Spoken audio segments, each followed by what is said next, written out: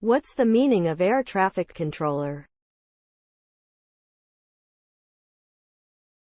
Air traffic controller. Air traffic controller. Air traffic controller. Air traffic controller. Air traffic controller.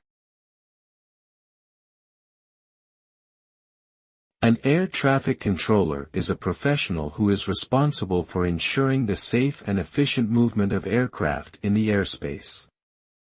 Their main job is to manage the flow of aircraft to prevent collisions, provide accurate information to pilots, and direct planes during takeoff and landing. They use specialized equipment and communication systems to monitor the movements of aircraft and provide guidance to pilots. Air traffic controllers work in control towers, approach control facilities, and en route centers. They play a crucial role in maintaining the safety of air transportation by managing air traffic with precision and accuracy.